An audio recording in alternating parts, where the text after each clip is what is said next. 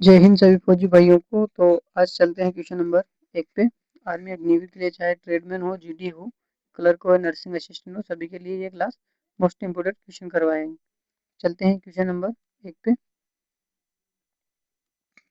Electron electron की तरंगें की जो तरंग प्रकृति सबसे पहले किसके द्वारा सिद्ध की गई थी? जो इलेक्ट्रॉन की तरंगें होती है ना, ये सबसे पहले किसके द्वारा सिद्ध की गई थी? तो प्रकाश विद्युत प्रभाव या द स्लिट प्रयोग, डेविस जर्मन प्रयोग या कॉम्पस प्रभाव। तो इसका जो करेक्ट आंसर होगा ऑप्शन नंबर 3 का करेक्ट आंसर होगा डेविस और जर्मन प्रयोग के द्वारा किया गया था। चलते हैं दूसरे क्वेश्चन पे। यदि आप एक दर्पण में देखते हैं तो आप पाते हैं कि प्रतिबिंब आपसे छोटा है, तो उस दर्पण का प्रकार होता है। आप अगर दर्पण में देखते हो तो उसको छोटा दर्पण में छोटा दिखाई देता है, तो वो किस दर्पण में? तो वो होता है समतल अवतल दर्पण, अवतल दर्पण, समतल दर्पण या उत्तल दर्पण। तो इसका करेक्ट आंसर होगा उत्तल दर्पण। अगले क्वेश्चन पे चलते हैं। देखना, तो कार्य बल और विस्थापन के बीच संबंध क्या होता है? जो कार्य वाला सूत्र होता है ना, इसका होता है W वर्ग बराबर F इंटू एस, ये वाला सूत्र होता है। तो ये है ऑप्शन नंबर ए, इसका करेक्ट आंसर होगा। अगले क्वेश्चन पे चलते हैं। बिजली का अच्छा सुचालक, बिजली का अच्छा कांच, कागज, तांबा या लकड़ी। तो इसका जो करेक्ट आंसर होगा ना, वो तांबा हो जाएगा, है ना। तांबा इसका करेक्ट आंसर होगा। अगले क्वेश्चन पे चलते हैं, क्वेश्चन नंबर 5। सूर्य ग्रहण कब होता है? देखो, सूर्य ग्रहण होता है जैसे कि ये चंद्रमा है, ठीक है ना।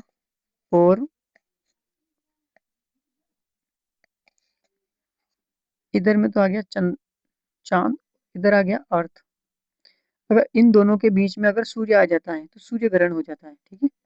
तो देखो, चंद्रमा और चंद्रमा और पृथ्वी के बीच अगर सूर्य आ जाता है तो उसे चंद्र ग्रहण कहते हैं। तो इसमें जो करेक्ट आंसर होगा वो देखना आप। पृथ्वी सूर्य और चंद्रमा के बीच आ जाती तो इससे कौन सा ग्रहण होता है? ठीक है, इसे सूर्य ग्रहण नहीं, इसे चंद्र ग्रहण कहते हैं, ठीक है। अगर पृथ्वी सूर्य और चंद्रमा के बीच आ जाती तो इसे चंद्र ग्रहण कहते हैं। चंद्रमा सूर्य और पृथ्वी के बीच आ जाए गलत है। संकट के दौरान इसमें आएगा ऑप्शन नंबर डी, सूर्य चंद्रमा और पृथ्वी के बीच आ जाता है तो इससे सूर्य ग्रहण होता है। आधुनिक आवर्त सारणी में कुल कितने तत्व हैं? 118, 108, 194। तो इसका जो करेक्ट आंसर होगा ना, वो होगा 118, इसका करेक्ट आंसर होगा। अगले क्वेश्चन पे चलते हैं। जल में हाइड्रोजन के द्रव्यमान और ऑक्सीजन के द्रव्यमान का अनुपात होता है 1:8 होता है, याद होना चाहिए। ये इसका करेक्ट आंसर होगा। अगले क्वेश्चन पे चलते हैं। किडनी की मौलिक इकाई कहलाती है, जो किडनी होती है ना, इसकी मौलिक इकाई क्या कहलाती है? वो कहलाती है नेफ्रॉन। नेफ्रॉन इसका करेक्ट आंसर होगा। नेक्स्ट क्वेश्चन पे, कौन सा जीवाणु दूध को दही में बदल देता है? देखो, ये कहीं बार पूछा हुआ प्रश्न है। तो इसका आंसर होता है एब्रो कोलाई या लेक्टोबेसिल, इनमें से कोई नहीं। तो इसका आंसर होगा वो होगा लेक्टोबेसिल। आज की क्लास का लास्ट क्वेश्चन, रोगाणु विटामिन का नाम बताइए। अब देखो, विटामिन, ये तो विटामिन है ही नहीं, ये भी विटामिन नहीं। अब इन दोनों में से बताना है। इन दोनों में से विटामिन ई, ये विटामिन ई बांझपन के लिए भी जाना जाता है ना, ठीक है।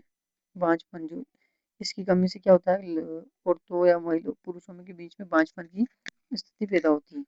विटामिन ए का रासायनिक नाम रतौंधी होता है और इसकी कमी से, ठीक है, रतौंधी रोग होता है। इसमें क्या होता है कि इसमें दिखने की समस्या होती है। अगर विटामिन ए की कमी है तो आपको प्रचुर मात्रा में गाजर खाने की आवश्यकता होती है। तो आपको कमेंट करके जरूर बताना है कि आज की क्लास कैसी लगी।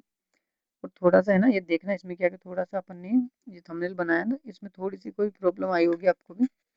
अब देखना इसमें क्या, कि जल का रासायनिक ये सूत्र है ना, ये थोड़ा सा मिस्टेक हो गया इसका, रासायनिक सूत्र है ना। और इसमें मानव शरीर में कुल कितनी हड्डियां होती थी, थोड़ा सा लिखने में थोड़ी दिक्कत हो गई थी, इससे इसके ऊपर में जाना आप। तो आपको कमेंट करके जरूर बताना है कि आपको आज की क्लास कैसी लगी, और इस क्लास को अपने दोस्तों को भी शेयर